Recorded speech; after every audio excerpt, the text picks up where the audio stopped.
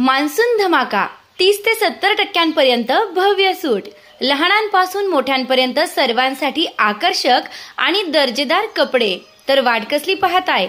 आजच भेट द्या HM राजपाल, विश्वसनीय कपड्यांची अखंड परंपरा, येवला रोड, कोपरगाव।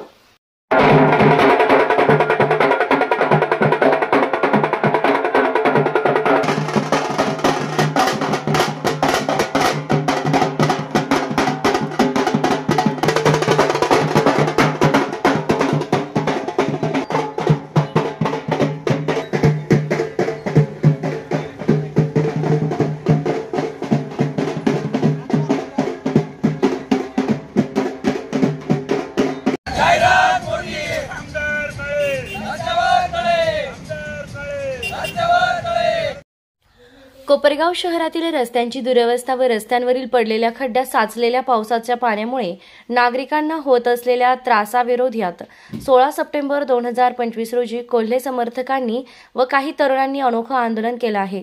यावेळी त्यांनी ढोल ताशाच्या गजरात विविध घोषवाक्य असलेले बॅनर हातात घेत पाण्यानं भरलेल्या खड्ड्यात बसून त्या पाण्यात कागदी होड्या सोडून प्रशासनाचं व लोकप्रतिनिधी यांचं लक्ष वेधलंय।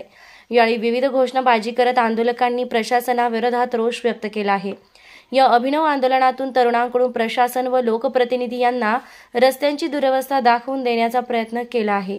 पावसाळ्यात रस्त्यावर साचलेल्या पाण्यामुळे होणारी वाहतुकीची मोठी गैरसोय व नागरिकांना होणाऱ्या समस्यांकडे प्रशासनानं व लोकप्रतिनिधींनी तातडीनं लक्ष द्यावं अशी मागणीही यावेळी करण्यात आली आहे। 3000 कोटी आमदार काळे, आमदार काळे, आमदार काळे। आज कोपरगावामध्ये प्रत्येक चौकात तळे झालेले आहे। आमच्या युवकांचं ठरलं होतं की आपण कुठेतरी बाहेर फिरायला जाऊ, भंडारदारा असेल, नांदूर मधमेश्वर असेल, पण दादांनी आमचा खर्च वाचवला। दादांनी कुठे जाऊ नका, चौकातच खड्डे तळे केलेले, इकडेच पुढे तुम्ही पावसाची मजा घ्या। त्याच्यामुळे दादांनी जो का आमचा खर्च वाचवला बाहेर फिरायचा, त्याबद्दल दादांचे पहिले आम्ही धन्यवाद मानतो।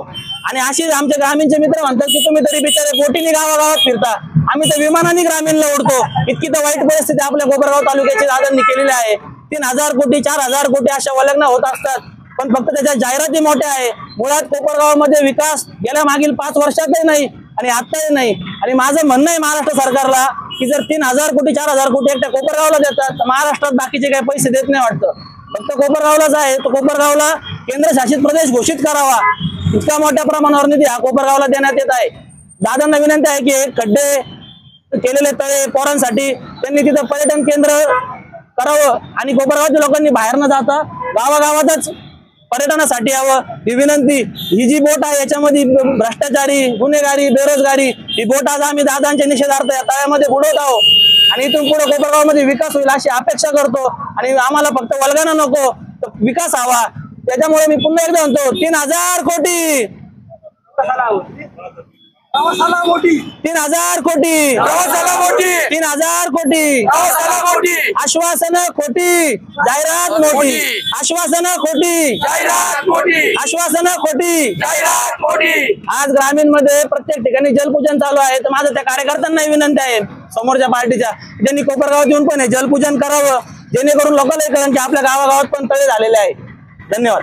निर्भीड न्यूज, योगेश डोके, कोपरगाव।